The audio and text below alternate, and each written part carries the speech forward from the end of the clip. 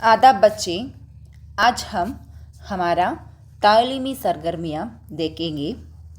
पहला सवाल ये है, तकरीर जिसने आज़ादी और से पढ़िए और सवालों के जवाब लिखिए. ജിഷ്നെ ആസാദി എന്നുള്ള പ്രസംഗം നല്ല ശ്രദ്ധയോടെ വായിച്ചിട്ട് താഴെ തന്നിരിക്കുന്ന ചോദ്യങ്ങൾക്കുള്ള ഉത്തരം നൽകണം. पहला सवाल देखिए, 15 अगस्त के दिन मुल्क के कोने कोने में യൗമ ആസാദി മനാത്തെ ഹെ ക്യോം. എന്താണ് ചോദിച്ചിരിക്കുന്നത്? ഓഗസ്റ്റ് 15-ന് നമ്മുടെ രാജ്യത്തെ എല്ലാ ഭാഗങ്ങളിലും യൗമ ആസാദി സ്വാതന്ത്ര്യദിനം ആഘോഷിക്കുന്നു. എന്തുകൊണ്ടാണ് ഓഗസ്റ്റ് 15-ന് നമ്മുടെ ദേശത്ത് സ്വാതന്ത്ര്യദിനമായി ആഘോഷിക്കുന്നത്? എന്തുകൊണ്ടെന്നാൽ ഉത്തരം ഇതാണ്, ക്യോങ്കെ ഇസ് ദിൻ ഹമാരാ മുൽക്ക് അംഗ്രേസോം സെ ആസാദ് ഹുവ. കാരണം അന്നത്തെ ദിവസമാണ് നമ്മുടെ രാജ്യം ബ്രിട്ടീഷുകാരിൽ നിന്നും സ്വതന്ത്രമായത്. അതുകൊണ്ടാണ് നമ്മൾ അന്നത്തെ ദിവസം സ്വാതന്ത്ര്യദിനമായിട്ട് ആഘോഷിക്കുന്നത്. ദൂസറാ സവാൽ, ഹമാരാ മുൽക്ക് അംഗ്രേസോം സെ കിസ് തര ആസാദ് ഹുവ. നമ്മുടെ രാജ്യം അംഗ്രേസോം ബ്രിട്ടീഷുകാരിൽ നിന്ന് എങ്ങനെയാണ് സ്വതന്ത്രമായത്? അപ്പോൾ ഉത്തരം ഇതാണ്, गांधी भगत सिंह जैसे मुहब्बाने वतन के कोशिशों से हमारे मुल्क अंग्रेज़ों से ആസാദ് ഹുവ.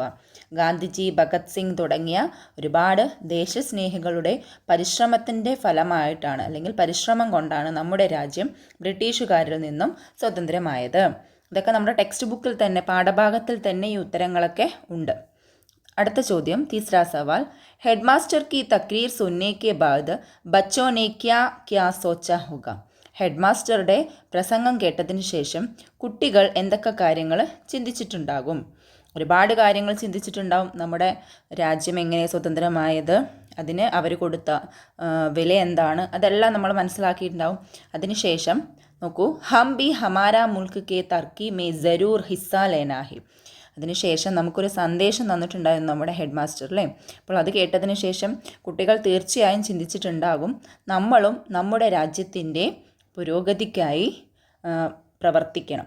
തീർച്ചയായും നമ്മളും നമ്മുടെ രാജ്യത്തിൻ്റെ വികസനത്തിനായി പ്രവർത്തിക്കണം, അല്ലെങ്കിൽ അതിലൊരു ഭാഗമാവണം. अगला सवाल देखिए.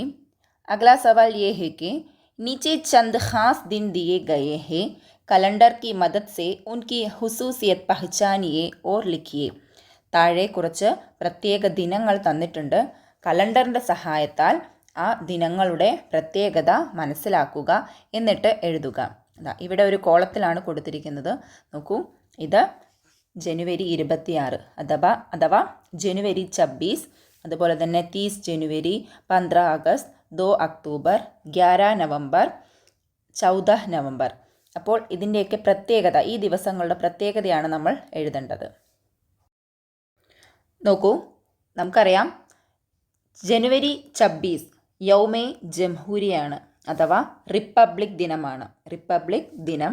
അതുപോലെ തന്നെ 30 ജനുവരി മഹാത്മാഗാന്ധിക്ക് യൗമെ വഫാത്ത്, മഹാത്മാഗാന്ധിയുടെ മരണദിനം, അഥവാ യൗമെ ഷഹാദത്ത്, രക്തസാക്ഷി ദിനം. അടുത്തത് 15 ആഗസ്റ്റ് 15 നമുക്കറിയാം യൗമെ ആസാദി, അഥവാ സ്വാതന്ത്ര്യദിനം. അടുത്തത് അക്ടോബർ 2 ഗാന്ധിക്ക് പൈതായിഷാണ്, നമ്മുടെ ഗാന്ധി ജയന്തിയാണ്, ഗാന്ധിജി ജനിച്ച ദിവസമാണ്. അടുത്തത് 11 നവംബർ നമുക്കറിയാം നമ്മുടെ മൗലാന അബുൽ കലാം ആസാദിൻ്റെ യൗമെ പൈതായിഷ്, ജന്മദിനമാണ്, നവംബർ 11. അന്നത്തെ ദിവസമാണ് നമ്മൾ ദേശീയ വിദ്യാഭ്യാസ ദിനമായിട്ട് ആചരിക്കുന്നത്. അപ്പോൾ കൗമി യൗമെ താലീം, ദേശീയ വിദ്യാഭ്യാസ ദിനം. അടുത്തത് നവംബർ 14 നമുക്കറിയാം നമ്മുടെ ജവഹർലാൽ നെഹ്റുവിൻ്റെ ജന്മദിനമാണ്. ആ ദിവസമാണ് നമ്മൾ ശിശുദിനമായിട്ട് ആഘോഷിക്കുന്നത്, അല്ലേ? യൗമെ ഇത്തിഫാൽ. अगला सवाल, मुजाहिदीन आज़ादी के नाम याद कीजिए और उनके नाम लिखिए.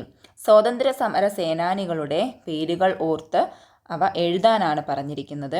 നോക്കൂ, ഒരെണ്ണം ഇവിടെ കൊടുത്തിട്ടുണ്ട്, സുഭാഷ് ചന്ദ്രബോസ്. നമുക്കറിയാം ഇതാണ് സുഭാഷ് ചന്ദ്രബോസ്. അതുപോലെയുള്ള മുജാഹിദീനെ ആസാദികൾ നമുക്കറിയാം ഗാന്ധിജി, ജവഹർലാൽ നെഹ്റു, ഭഗത് സിംഗ്, അല്ലേ, മൗലാന അബുൽ കലാം ആസാദ്, കേളപ്പൻ, വക്കം അബ്ദുൽ ഖാദർ, ഝാൻസി റാണി, ഇതൊക്കെ നമ്മൾ നമ്മുടെ പാഠഭാഗത്തിൽ പഠിച്ചു. അതുപോലെ കുറച്ച് പേരുടെ കൂടെ പേര് ഇവിടെ കൊടുത്തിട്ടുണ്ട്. ബാലഗംഗാധർ തിലക് നമ്മൾ പഠിച്ചതാണ്, നമുക്കറിയാം അല്ലേ. അടുത്തത് ലാലാ ലജ്പത് റായ്. ഈ ലാലാ ലജ്പത് റായി അവരെ ബ്രിട്ടീഷുകാർ ഒരുപാട് മർദ്ദിച്ചു. അതിനുശേഷം ഒരാഴ്ചയ്ക്ക് ശേഷം അദ്ദേഹം മരിക്കുന്നു. അതിനൊക്കെ തുടർച്ചയായിട്ടാണ് നമ്മുടെ ഭഗത് സിംഗിനെയും അവിടെ നിന്നാണ് ഭഗത് സിംഗും കൂട്ടരൊക്കെ ബോംബ് വയ്ക്കുന്നതും, അല്ലേ, ലാഹോറിലെ ബോംബ് വയ്ക്കുന്നത്. അതിനുശേഷം ബ്രിട്ടീഷുകാർക്ക് മുന്നിൽ പോയി കീഴടങ്ങുന്നു. അങ്ങനെ അവരെ തൂക്കിക്കൊല്ലുന്നതൊക്കെ ഇതിനു ശേഷമാണ് കേട്ടോ.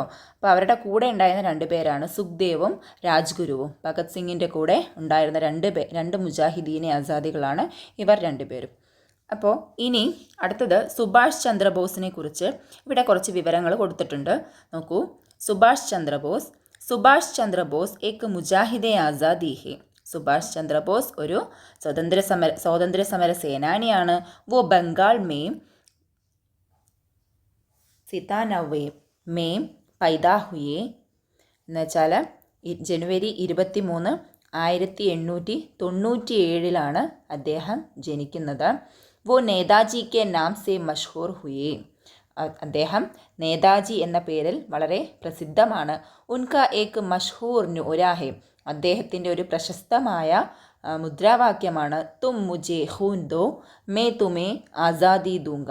നിങ്ങൾ എനിക്ക് രക്തം തരൂ, ഞാൻ നിങ്ങൾക്ക് സ്വാതന്ത്ര്യം തരാം. വോ ഇന്ത്യൻ നാഷണൽ കോൺഗ്രസ് കെ സദർ थे.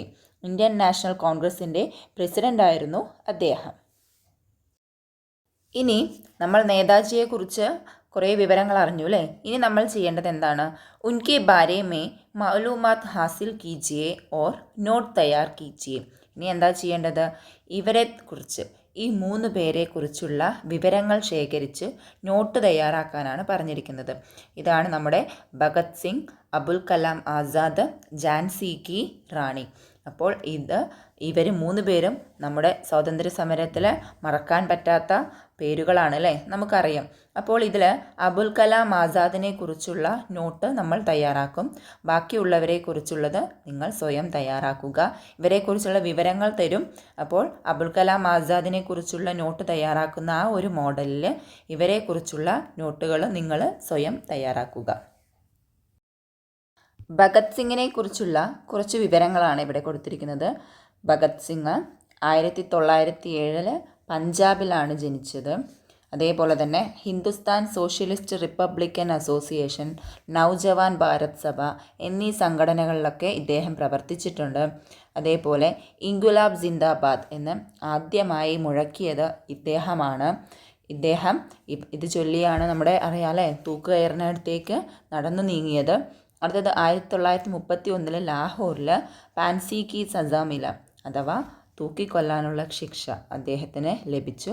അങ്ങനെയാണ് അദ്ദേഹം മരിക്കുന്നത്. അപ്പോൾ ഭഗത് സിംഗിനെ കുറിച്ച് ഈ വാക്കുകൾ വെച്ച് നോട്ട് തയ്യാറാക്കുക. ഈ വാക്കുകളും വാചകങ്ങളൊക്കെ വെച്ച് നല്ലൊരു നോട്ട് തയ്യാറാക്കുക. ഇനി നമ്മുടെ ഝാൻസി റാണിയെക്കുറിച്ച് പറയുകയാണെങ്കിൽ, ഝാൻസി കി റാണി അഥവാ റാണി ലക്ഷ്മി ബായി അല്ലേ, അവരെക്കുറിച്ച് പറയുകയാണെങ്കിൽ 1828 വാരണാസിയിലാണ് ജനനം. ശരിക്കത്തെ പേര് അസൽ നാം മണികർണിക താംബെ എന്നാണ്. പിന്നെ ഝാൻസിയിലെ രാജാവിനെ വിവാഹം കഴിച്ചതോടു കൂടിയാണ് ഝാൻസി റാണി എന്ന പേരിൽ അറിയപ്പെടുന്നത്. 1857 ഈസ്റ്റ് ഇന്ത്യ കമ്പനിക്കെതിരായിട്ട് പ്രവർത്തിച്ചു. 1858 മരിക്കുകയാണ്. അപ്പോൾ ഇത് വെച്ച് കുറച്ചുകൂടി വികസിപ്പിച്ചെടുത്ത് റാണി ലക്ഷ്മിബായിയെക്കുറിച്ചുള്ള നോട്ടും തയ്യാറാക്കുക. ഇനി നമ്മൾ അബുൽ കലാം ആസാദിനെ കുറിച്ചുള്ള നോട്ടാണ് തയ്യാറാക്കുന്നത്. നോക്കൂ. അബുൽ കലാം ആസാദ് വോ 1888 മക്ക മേ പൈദാ ഹുയെ, മക്കയിലാണ് ജനിച്ചത്. ഉन्होंने हिंदुस्तान के मुजाहिदीन आज़ादी भी थे और ഉറുദു കെ മഷ്ഹൂർ അദേബ് ബി. അദ്ദേഹം ഇന്ത്യയിലെ സ്വാതന്ത്ര്യ സമര സേനാനിയായിരുന്നു. ഒപ്പം തന്നെ ഉറുദുവിലെ ഒരു പ്രശസ്തനായ സാഹിത്യകാരനും കൂടിയായിരുന്നു. ഉन्होंने ആസാദി കെ ബാദ് ഹിന്ദുസ്ഥാൻ കെ പഹലെ വസീറെ താലീം ഹുവ. അദ്ദേഹം സ്വാതന്ത്ര്യത്തിന് ശേഷം ഇന്ത്യയിലെ ആദ്യത്തെ പ്രധാനമന്ത്രിയായി. ഹിന്ദുസ്ഥാൻ മേ ഉനോക്കി യൗമെ പൈദായിഷ്, ഇന്ത്യയിലെ അദ്ദേഹത്തിൻ്റെ ജന്മദിനം അഥവാ നവംബർ 11 ഹം കൗമി യൗമെ തഅലീം കെ തൗർ പർ മനാത്തെ ഹെ, നമ്മൾ എന്തായിട്ട് ആചരിക്കുന്നു? ദേശീയ വിദ്യാഭ്യാസ ദിനമായിട്ട് അദ്ദേഹത്തിൻ്റെ ജന്മദിനമാണ് നമ്മൾ ആചരിക്കുന്നത്.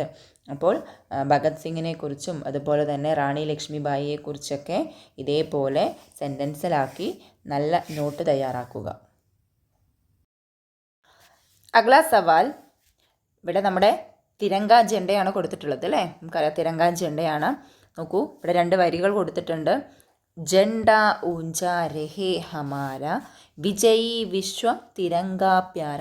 നമ്മുടെ പതാക ഉയർത്തുന്ന സമയത്ത് പാടുന്ന പതാക ഗാനമാണിത് അല്ലേ? നമുക്കറിയാം.